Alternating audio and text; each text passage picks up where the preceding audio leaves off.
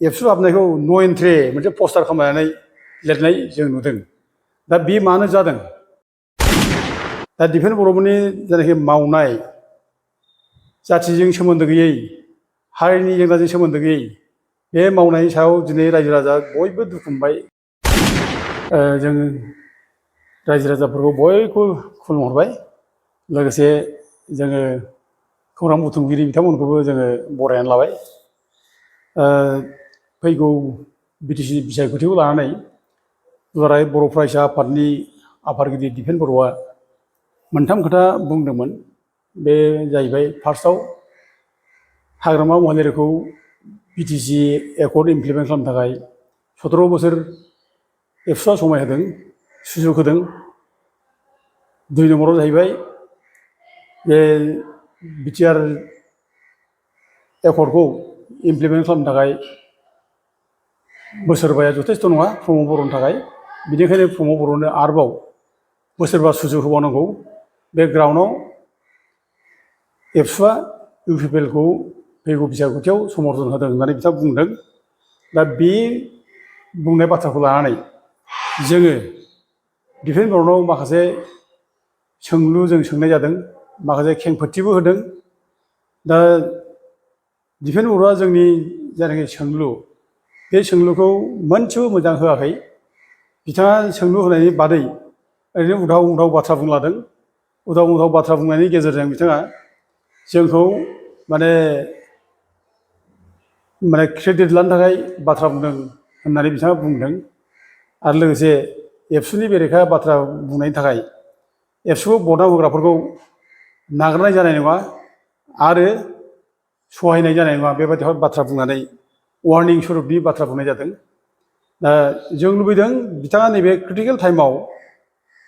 जाथिनि बे अलखद टाइमाव सैथो बाथ्राखौ बुंनाय, रायजोनि खेंफोरथि होनांगौ, बुंनांगौ। बेखौ फंसे खोथा बुङाखै,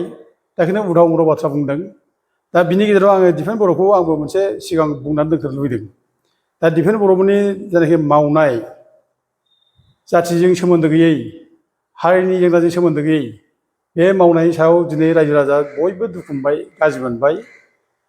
दा बिनि गेजेरावनो दिनै जायगा जायगा जों नुदों, जेराव जेराव माने एबसुनि सेंग्राफ्रा इलेकसन केम्पेइनाव थांदों, बेफोराव रायजो राजाफ्रा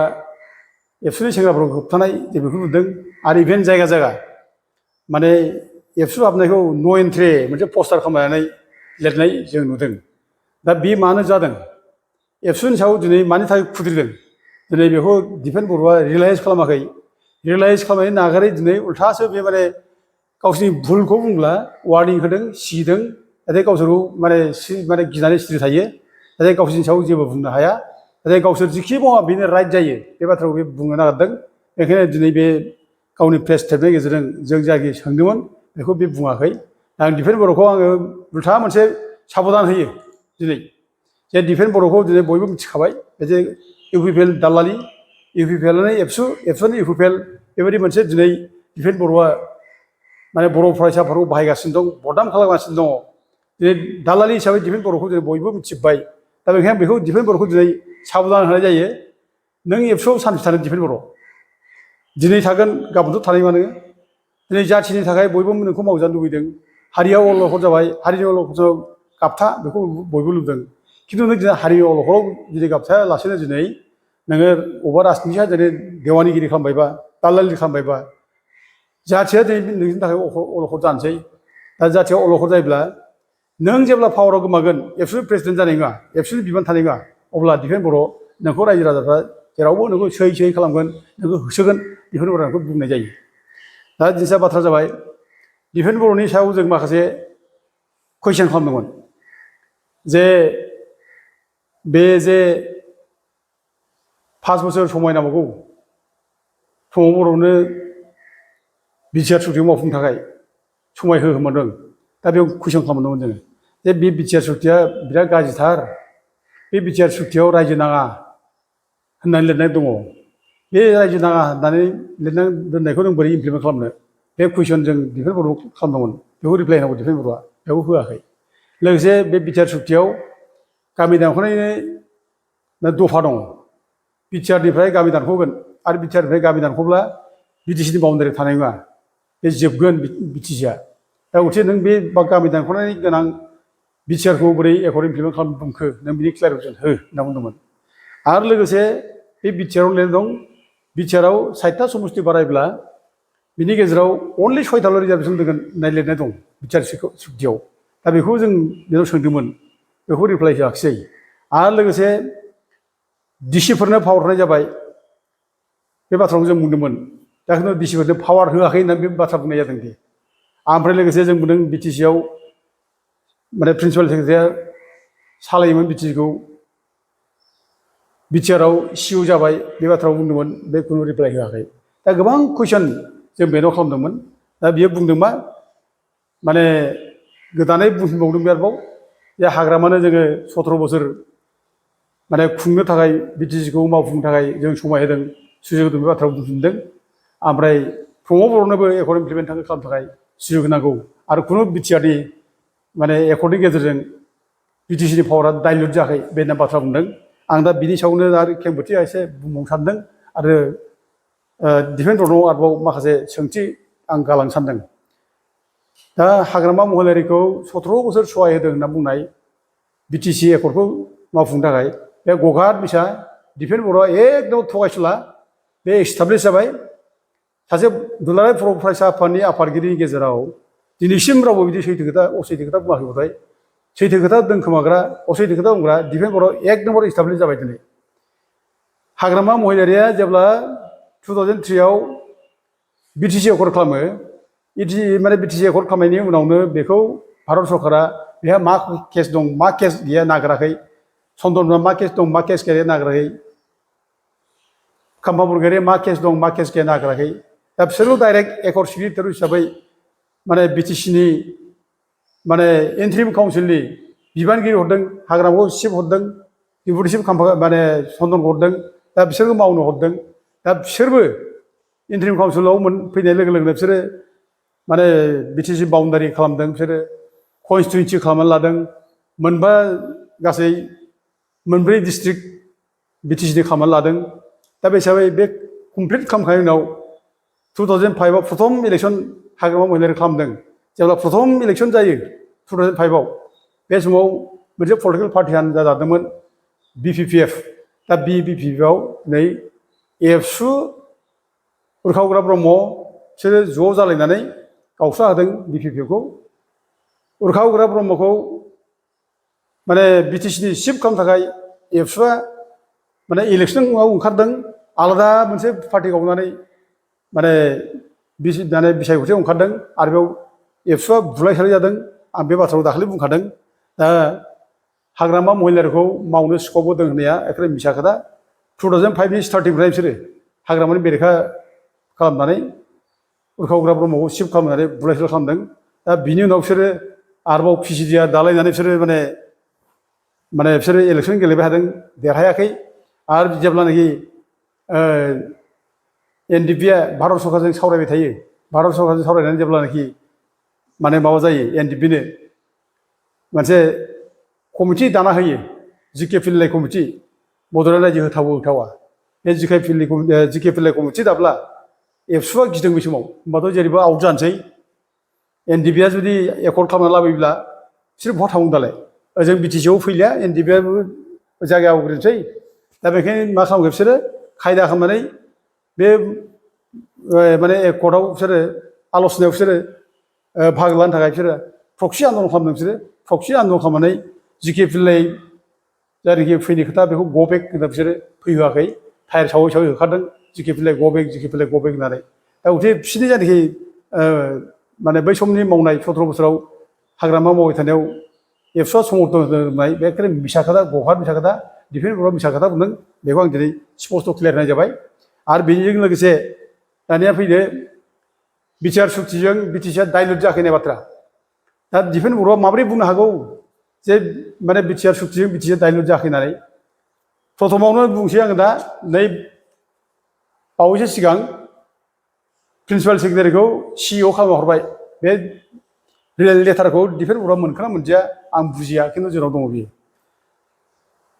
बिटिसिनिफ्राय गासै 16टा डिपार्टमेन्ट हरनाय बे लेटारा जोंनाव दङ डिफेन्स बर्डआव मोनखोना मोनदिया आं बेखौ बुजिया खिन्थु जेब्ला जों रायबाय थायो मानो बिटिसि पावारखौ हरखो डिसिनो मानो पावार हरखो डिसियाथ' आसाम गभर्नमेन्टसो जों जेब्ला जावले जावले रायबाय थायो हमबाय थायो अब्ला बिटिसिनिफ्राय स्वयं प्रमद बर'आ गावनि सिगनेसाराव बे माने डिसिनिफ्राय पावार बिफिननायखौ बे लिरना हरदों खिथि हरदों दा डिफेन्स बर्डआ बेखौ मिथिना मिथिया आरो मिथियाबा बिथाङा लाजिनाया मोजां आरो मिथिगौब्ला बिथाङा बिदि फिसा खोथा बुंनाङा आरोखि दा दिनै दाइलुट मानो जाखो नों डिसिया बोरै माने बिटिसिनि माने बिबानगिरि जानो हागौ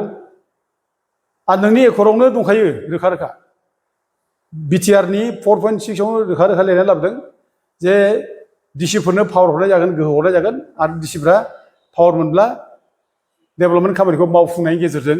बे रिपर्टखौ चिफ एक्जिकिउटिभ अफिसारनि गेजेरजों सिअनो होनाय जागोन होननाय बे रोखा रोखा 4.6 लिरनाय दं बेखौ नों बहा दोनखो होननानै डिफेन्स बर्डआवलाय मानो मिसा खोथा बुंखो बेथ' सैथोथार एखेबारे दा अब्ला नों बोरै बिटिआरनि सुक्तिजों पावार डाइलुट जायाखै होननानै बोरै बुङो बिटिसि पावार डाइलुट जाखो होननानै आरो नै दानिया नों बे बिटिसिनि जायनाखि माने अफिसियेल लेंगुवेज बिटिसिआव अफिसियेल लेंगुवेजआ बर' भाषामोन दा बे अफिसियेल लेंगुवेजखौ बोखारनानै दाखालि माने 14 एप्रिल खालि आसाम गभर्नमेन्टआ बेयाव हरबाय असमिया रावा अफिसियेल राव जाबाय होनना हरबाय अब्ला मानो डाइलुट जाखो नोंनि अफिसियेल रावाबा माखो दिनै एस'सियेट राव होना हरबाय बिटिसिआव बर' रावखौ दा अब्ला नों मानो डाइलुट जाखो बे खेत्रआव डिफेन्स बर्डआ मानो सिरि जोंथ' बुंनानै लुबैदों बेखौ मानो सिरि थादों जों बुंबाय थादों डिफेन्स बर्डआव मानो सिरि आरो इभेन सारा आसामावनो जिसिबां जिल्लाफोर दं बेफोराव 2020नि जायनाखि लेंगुवेज पलिसि बेबादियै बर' रावखौ एस'सियेट अफिसियेल लेंगुवेज खालामखाबाय खिन्थु नै लेटेस्ट दाखालि आरोबाव बे 14 एप्रिल खालि आसाम सरकारा बेखौ बोखारनानै असमिया रावखौल' सल मोनसे एस'सियेट अफिसियेल लेंगुवेज खालामना होनाय जाबाय अब्ला बे बिटिआर सुक्तिजों मानो डाइलुट जायाखै होननानै बोरै बुंनो हायो डिफेन्स बर्डआ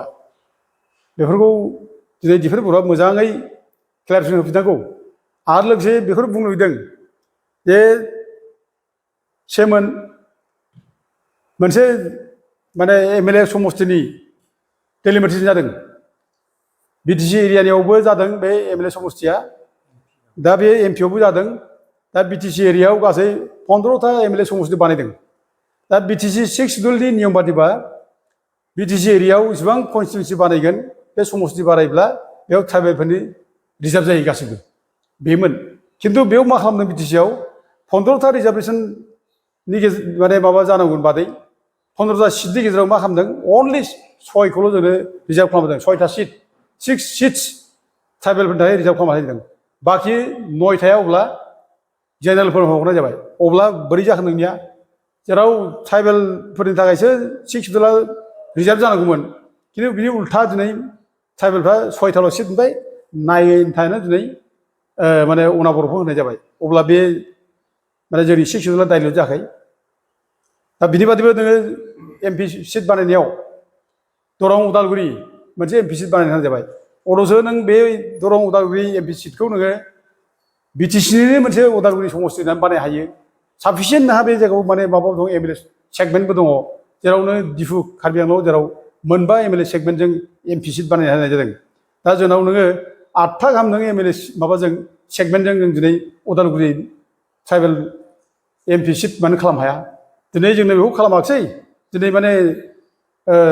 बिटिसिनि सिमाखौ एखेबारे दानखावनानै माने उदालगुरि ओमफ्राय मा होनो बेखौ नङा उदालगुरिजों दरं बिदि माने माबा खालामनानै बिटिसि सिमाखौ बोखावनानै माबा होनाय जाबाय एमपि सिट बानायनाय जाबाय अब्ला बेथ' जोंनि बिटिसिनि 6फोरखौ सिफायनाय जाबाय डाइलुट खालामनाय जाबाय